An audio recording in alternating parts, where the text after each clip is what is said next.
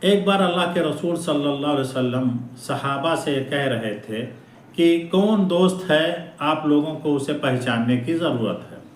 تو آپ نے کہا کہ ایک شخص بیمار ہوتا ہے اور اس بیماری اتنی بڑھتی ہے کہ وہ مرض الموت ہو جاتی ہے، یعنی موت کے قریب وہ آدمی پہنچ جاتا ہے، تو اپنے ایک دوست کو بلاتا ہے اور کہتا ہے کہ میں چاہتا ہوں کہ تم میری کوئی مدد کرو۔ وہ کہتا ہے میں پوری زندگی آپ کی مدد کرتا رہا، ہر طرح میں نے آپ کی خدمت کی ہے، لیکن اب آپ کی موت قریب آ گئی ہے تو میں آپ کی کوئی مدد نہیں کر سکتا۔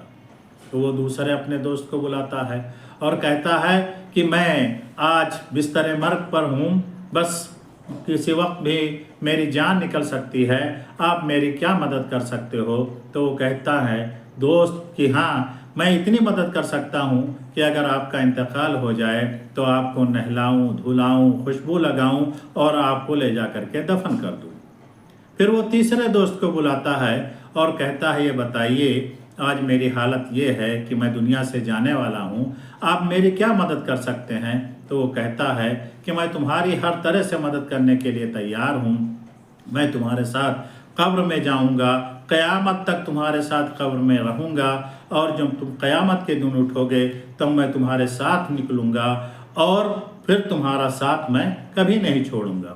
پھر اللہ کے رسول صلی اللہ علیہ وسلم نے صحابہ سے عرض کیا کہ آپ جانتے ہو یہ کون سے دوست ہیں؟ صحابہ نے کہا کہ نہیں، اللہ کے رسول زیادہ جانتے ہیں۔ تو آپ نے فرمایا کہ پہلا دوست وہ ہے جسے ہم مال کہتے ہیں، یعنی آپ کی زندگی بھر اس نے خدمت کی لیکن مرتے وقت آپ کا ساتھ چھوڑ دیا۔ اور دوسرا دوست وہ ہے جسے ہم عیال کہتے ہیں، یعنی اولاد اور رشتہ دار جو آپ کو نہلا دھلا کر قبر تک پہنچا دیتے ہیں۔ اور تیسرا دوست ہے وہ آپ کا اعمال ہے، یعنی آپ کی نیکیاں ہیں جو مرنے کے بعد بھی آپ کے ساتھ رہتی ہیں۔